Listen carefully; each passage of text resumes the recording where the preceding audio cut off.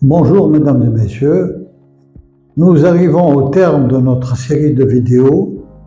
Ce quatrième et dernier exposé sera consacré aux rhinoplasties reconstructives ou réparatrices. Effectivement, nous ne sommes plus en chirurgie esthétique où les patients veulent améliorer leur apparence, mais en chirurgie réparatrice, car c'est des patients qui sont porteurs d'une pathologie, des séquelles, de traumatismes, de brûlures, etc. Et l'intervention va tendre à restituer la forme normale.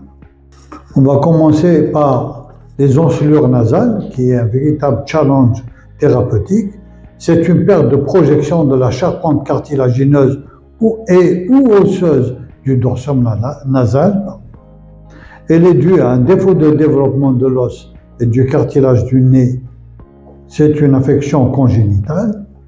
Ça peut être dû à un traumatisme, des coups, des brûlures.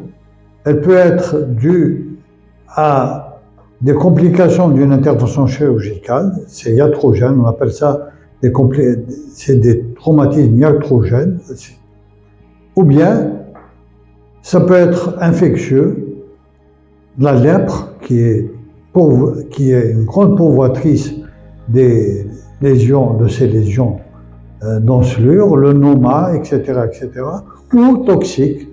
Il y a certaines substances toxiques qui peuvent donner des lésions au niveau du nez.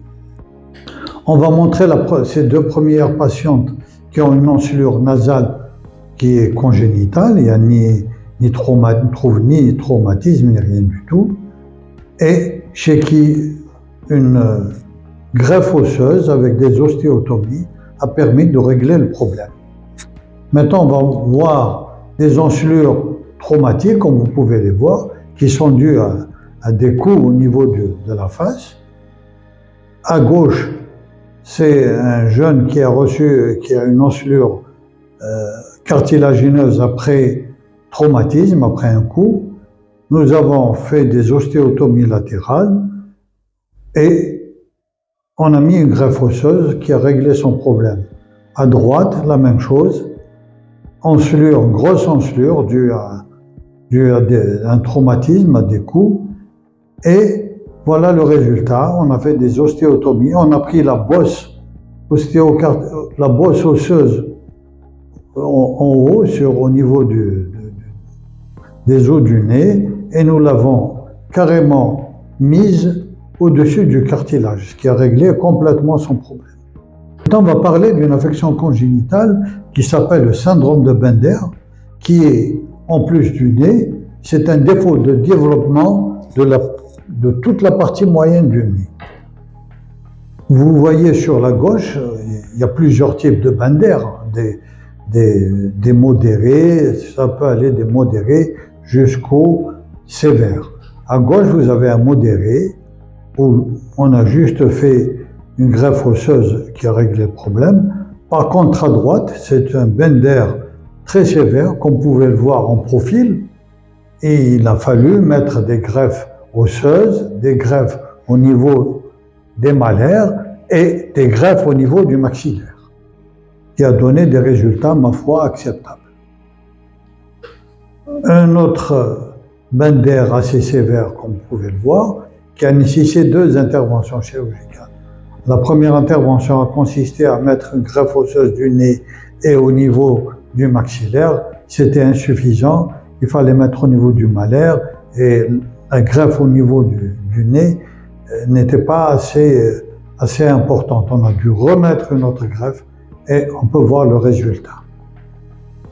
Voilà encore une malformation qui est due à ce qu'on appelle un hypertolisme du premier degré, c'est-à-dire un écartèlement des orbites et une bifidité de la pointe du nez. On dirait qu'il a 2 pointes de nez quand on le regarde. La pointe du nez n'est pas définie, on dirait qu'il a 2 nez. Et il y a une encelure des os, on le voit très bien, et de l'os médiofrontal. Au niveau du front, on voit que c'est enfoncé.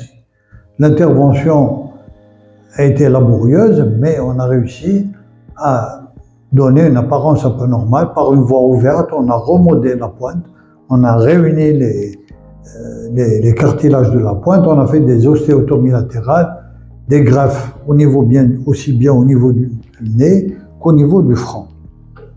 Maintenant, on va voir une autre pathologie, un autre volet, reconstruction après amputation ou rhinopoèse. Il faut savoir qu'on a un lambeau magique pour ces patients, c'est le lambeau frontal. Il faut savoir que ce lambeau frontal a été décrit par les hindous à 600 ans avant Jésus-Christ. En Inde, il y a beaucoup d'amputations du nez qui sont dues à la lèpre. Et ça a posé pendant longtemps un problème chez eux. Et les chirurgiens hindous, les médecins hindous connaissaient déjà le lambeau frontal, comme on peut le voir sur ces dessins. Et il ne faut pas oublier qu'un Italien au XVIe siècle qui a développé encore une technique pour le lambeau, pour reconstruire le nez, à savoir un lambeau de la face interne du bras, maintenu pendant 21 jours dans cette position. On voit deux exemples, une amputation du nez par main blanche pour probablement un problème d'honneur, et on a fait reconstruction de ce nez par un lambeau frontal qui a nécessité 2 ou 3 interventions. Les résultats, vous pouvez voir le sourire du patient sur le profil. Notre patient, c'est une amputation de la pointe du nez par morsure de chien pendant l'enfance. On a fait appel à un lambeau frontal et une greffe de cartilage parce qu'il n'avait plus de pointe. Là, il n'y a plus de cartilage au niveau de la pointe. Dans le même temps opératoire, on a le lambeau, plus on a mis la greffe cartilagineuse pour lui refaire la pointe. Les résultats, vous les voyez. Malheureusement, je n'ai pas retrouvé la photo qu'il m'a envoyée récemment. Oui, on ne voit aucune cicatrice. Le résultat était magique. Maintenant, il y a un autre volet. On voit beaucoup de ces malades, les rhinoplasties dans les séquelles de fente. Les enfants porteurs de fente labiopalatine, quand ils sont opérés, plus tard, à l'adolescence, ils commencent à avoir des problèmes avec leur nez et ils sont complètement aplatis, ils sont disgracieux et ils demandent cette chirurgie. Souvent, ils viennent pour refaire des rhinoplasties, Quelques cas, vous voyez comment ça se présente avant. Après chirurgie, ça s'est bien arrangé. En bas, le jeune homme, c'est la même chose. Il avait un nez complètement aplati. Après chirurgie, le résultat est meilleur. C'est l'une des chirurgies qui demande beaucoup d'humilité. Parce que 6 mois après, on est bien content les premiers mois, et 6 mois après, une année après, on est moins enthousiaste par les résultats. Maintenant, les reconstructions nasales après amputation du nez, toujours la même chose, ça nécessite beaucoup de temps opératoire. Dans les amputations du nez, comme on peut le voir chez les impatients, il faut reconstruire les structures profondes, reconstruction osseuse par greffe osseuse ou cartilagineuse, reconstruction externe par le lambeau frontal. C'est beaucoup de travail.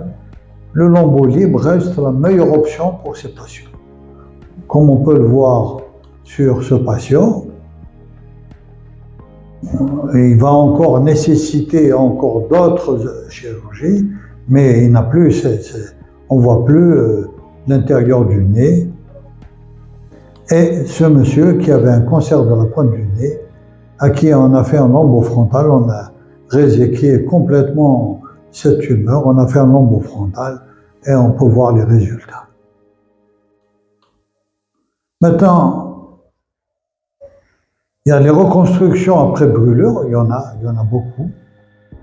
La brûlure du nez isolée n'existe pas. C'est une brûlure de la face et le nez est intéressé. Là encore, le lombofrontal apporte est d'un très grand secours, mais les prises sont plus difficiles parce que même la peau frontale où on la prend, elle a été brûlée. Voilà un jeune qui a été une brûlure de l'enfance du visage, qui a perdu la pointe du nez complètement, lombofrontal, voilà les résultats. Maintenant, on terminera par cette patiente. Comme vous pouvez le voir, c'est une patiente qui est tombée sur le feu. On peut la voir, elle n'a plus de nez, elle n'a plus de visage, elle est carrément complètement défigurée. Il n'y avait pas que le nez réparé, et on voit qu'elle a un ectropion de la lèvre, un ectropion au niveau des paupières, qu'on ne voit pas ici, qu'on a caché.